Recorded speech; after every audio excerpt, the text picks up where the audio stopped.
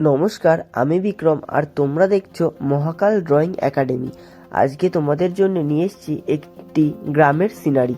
একটি গ্রামের মন্দিরে একটি মহিলা পুজো দিয়ে বাড়ি ফিরছে।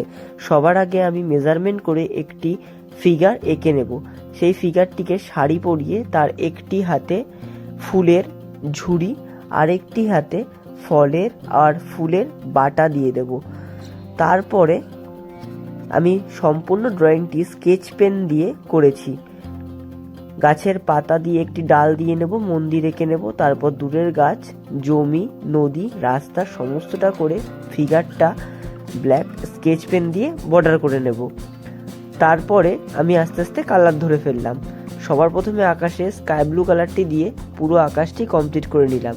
তারপর মন্দিরের চালে অরেঞ্জ আর ভার্মিলিয়ান কালার আর রেড কালার মিক্স করে কালারটি কমপ্লিট করে নিলাম। তারপর গাছের পাতায় লাইট গ্রিন, মিডিয়াম গ্রিন ও শ্যাপ গ্রিন দিয়ে মিক্স করলাম ও ডালটা ব্রাউন করে নিলাম।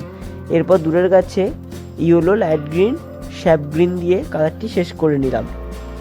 এরপর মন্দিরের দেয়ালে ইয়েলো আকার ও ইয়েলো কালারটি দিয়ে কমপ্লিট করে নিলাম। তারপর মন্দিরের দরজা জানলায় লাইট ব্রাউন ও ডার্ক ব্রাউন দিয়ে মিক্স করে নিলাম। মন্দিরের নিচের গ্রে কালার দিয়ে কমপ্লিট করে নিলাম। তারপর সমস্ত জমিটি ইয়েলো আকার ও ডিপ ইয়েলো আকার দিয়ে কমপ্লিট করে নিলাম। এরপর রাস্তায় সবার প্রথমে ব্রাউন, তারপর অরেঞ্জ, তারপর ইয়েলো আকার দিয়ে মিক্স করে নিয়েছি।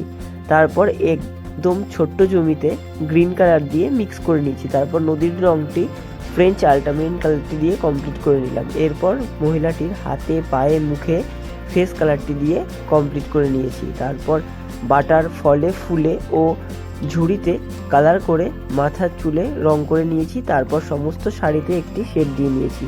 ছবিটি কেমন লাগলো তোমরা অবশ্যই আমাকে কমেন্ট করে জানিও।